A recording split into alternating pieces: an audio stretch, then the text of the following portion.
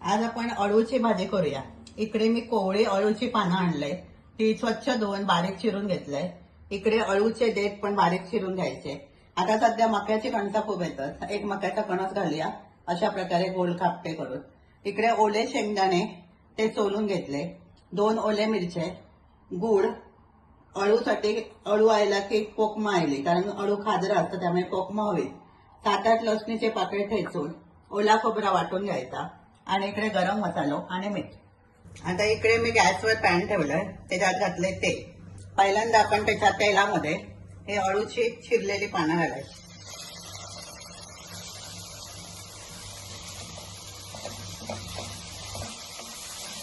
आणि परतून घ्यायचे। मग त्याच्यात हे देठ घालायचे चिरलेले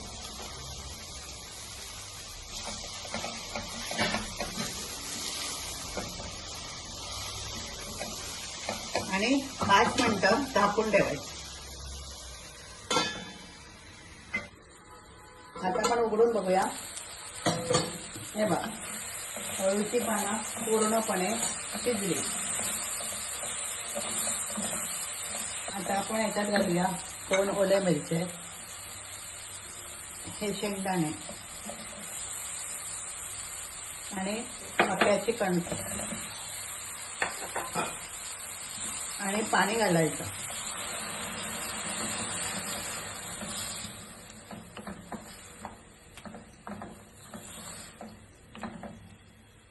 आणि हे शेंगदाणे आणि मक्याची कणसं शिजवून घे। ही तुम्ही कुकरमध्ये पण शिजवून घेऊ शकता। आता आपण झाकण उघडून बघूया। आता या अळू, शेंगदाणे आणि याच्याबरोबर व्यवस्थित शिजून आहे। आता आपण याच्यात घालूया मसाले।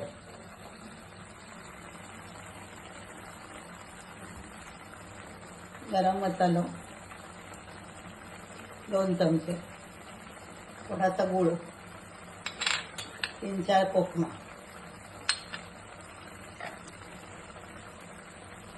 आणि चवीप्रमाणे मीठ।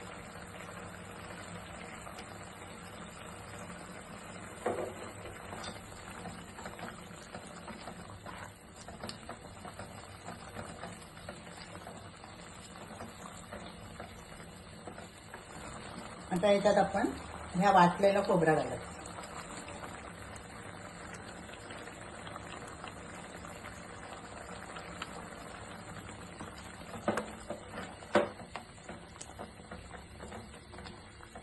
आणि चांगला उकळवून घ्यायचा।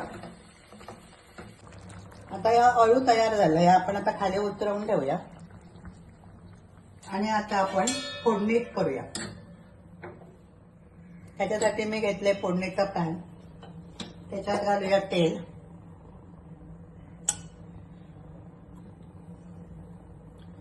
तेल तापला की त्याच्यात घालायची ही ठेचलेले 7-8 लसणीचे पाकळे आणि हे चांगले ब्राऊन होईपर्यंत भाजून घ्यायचे। आता ही फोडणी तयार झाली। आता आपण ती अळूवरती ओतू।